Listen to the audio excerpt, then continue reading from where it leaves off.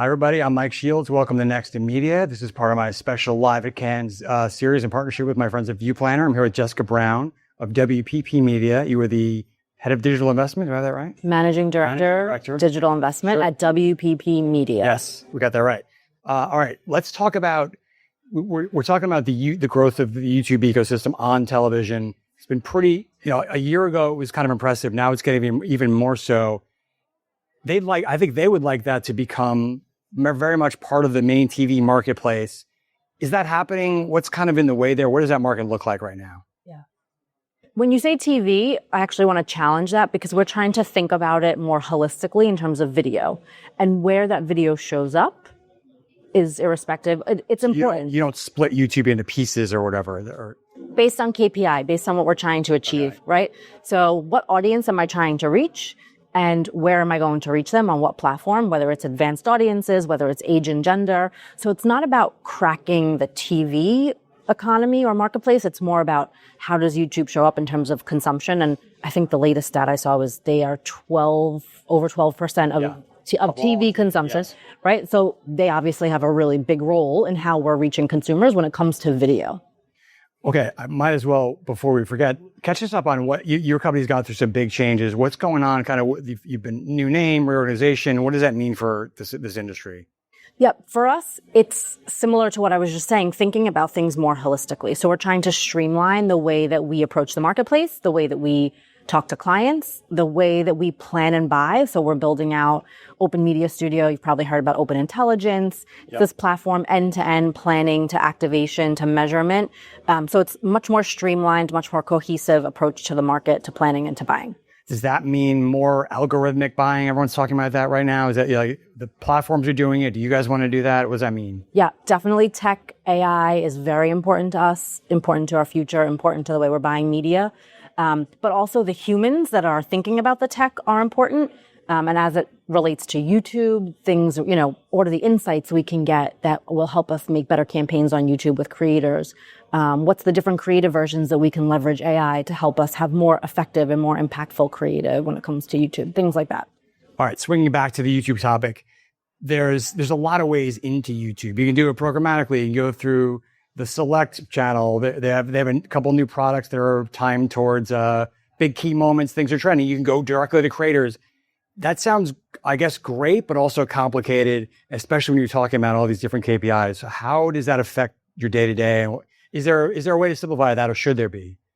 I think Google's done a great job of simplifying the way that we buy YouTube. There's two different doors we can go through, whether it's Google Ads or DV360. And it goes back to this holistic view of what we're trying to do. What's the KPI? What's the goal that we're trying to achieve? And what products we buy and how we buy will be informed by what we're trying to achieve.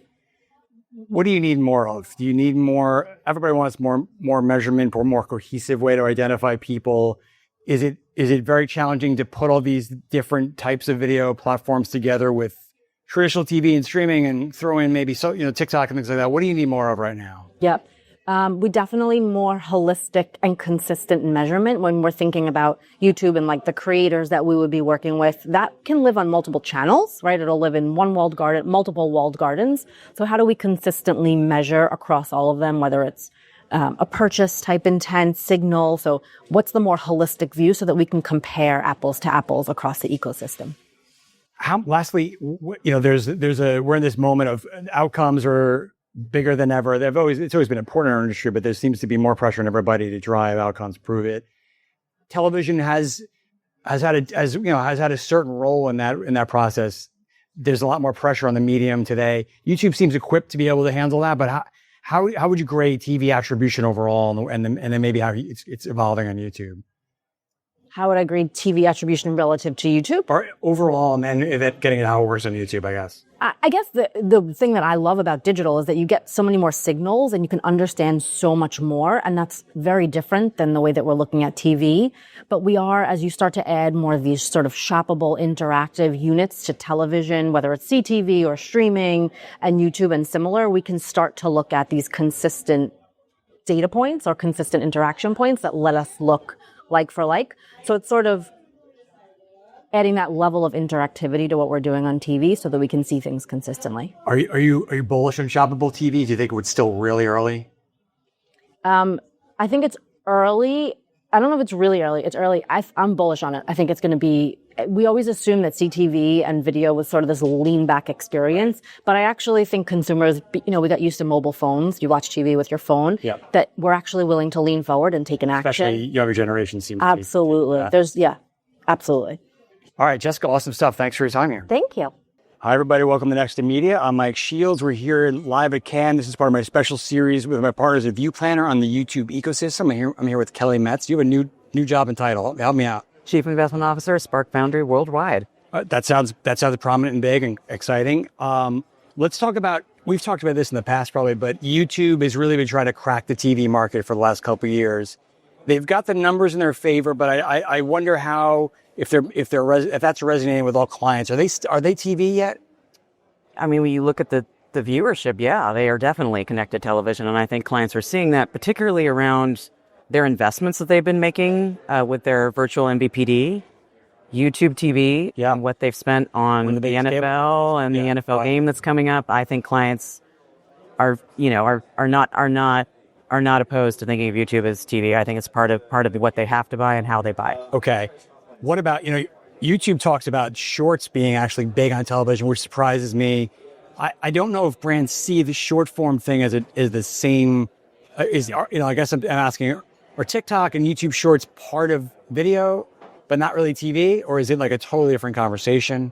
It shouldn't be a different conversation. And depending on where a brand is in terms of the audience they're trying to reach and the message they're trying to get out, some brands really should start social first. They just start short form first. Some brands, given where they are in their genesis and who they're trying to reach and the impact they're trying to create, should start with long form. There are a lot of different options now, and there are different ways to get there.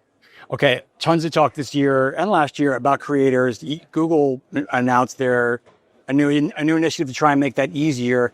It still seems hard for me, at least, for brands to find the right creators, figure out who to spend with, activate at scale. Is that something that's getting better, a challenge in your life? It's not a challenge in my life at Publicis because we have made some very strategic acquisitions in the space around Influential and now Captivate. So I would say I'm very fortunate in that I work with the best in the marketplace in terms of how we navigate that for our clients. And it's hard, yes. Is it worth the effort? 100%. Is the ROI there? Absolutely. So yes, I would say it is difficult. There is risk involved, but there should be risk involved in any campaign if you're really trying to drive growth. And I guess you're in that great position, but can you spend the dollars you want or ought to, perhaps, given that it's not that automated, it's not that simple to do a bunch of creator deals at once? We try to make it as simple as possible.